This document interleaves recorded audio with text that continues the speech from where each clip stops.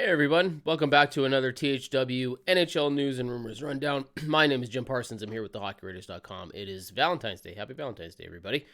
Coming to you from the hockey world. We're going to be talking a little bit of news and rumors. There's tons to talk about as we are just about 2 weeks away from the NHL trade deadline. Some players have been pulled from their lineups. Jakob Chychrun out of Arizona, Vladislav Gavrikov out of Columbus. We're waiting for trades on those two players, but a couple names have already moved. Bo Horvat, Vladimir Tarasenko, and now there's a lot of talk about some really big names in the NHL, including Erik Karlsson of the San Jose Sharks. Now, the Edmonton Oilers are apparently the team that has circled back on this. Chris Johnson of TSN was the first to break this news. Doesn't mean a trade is happening. In fact, it's going to be hardly unlikely, just simply based on the math. The first-round picks that would have to go back, the salary retention that would have to be involved, the assets going from Edmonton to San Jose, Erik Karlsson agreeing to go to Edmonton, all has to be worked into this trade, so it's highly unlikely. But Elliot Friedman of the Sportsnet and 32 Thoughts podcast group is letting people know that it's kind of the Oilers who have been spearheading this, and McDavid, Draisaitl, players on this team who say they want a puck-moving defenseman, and Erik Karlsson is the best of that available at the deadline. We'll see if anything happens here, but it's unlikely. Still with the Oilers, Jesse Puljujarvi was not put on waivers today, which means that Kailer Yamamoto, who they are moving off of LTIR, is not quite ready to go yet. He will not be eligible to play in the game on Wednesday against the Detroit Red Wings. We're waiting for the Puljujarvi thing to drop here, whether that's a trade or something else happening here. Because the Oilers can't really activate Yamamoto unless they're salary cap compliant, and that's not happened yet. So we'll see exactly what goes on there. Lots of talk about Timo Meier out of San Jose. There are 4 teams kind of in the hunt on this. New Jersey seems to be the favorite. Carolina's in this too. Toronto might be there. But we're not sure exactly where Meier will go. Is he going to be the next name, the big one to drop here after Horvat and Tarasenko?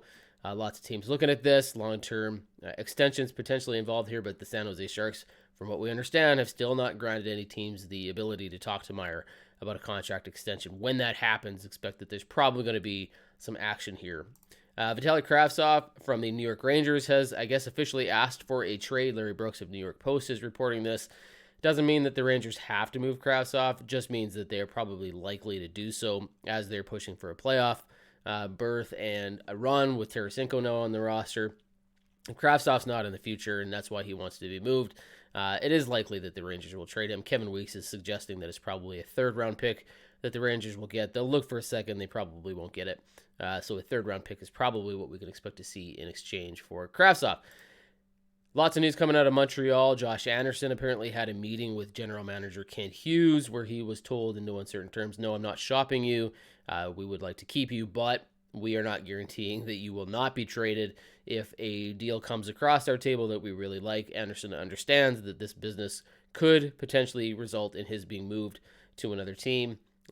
Also with the Canadiens, Arber Xhekaj, the defenseman, is out indefinitely. He sustained a shoulder injury when fighting Vincent Desharnais of the Edmonton Oilers in a recent game, and we're not sure exactly how long that's going to keep him out of the lineup, but it didn't look good, and it is indefinitely that the reports are now coming out. This injury is going to be probably a longer term, so we'll see, but Montreal has been ravaged by injuries here.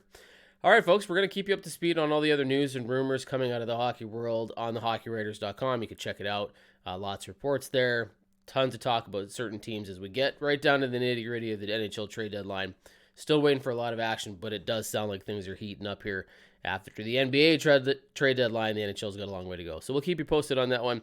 Folks, don't forget, check out all the other articles, and we'll talk to you on the next one. Have a good one. Happy Valentine's Day, everybody.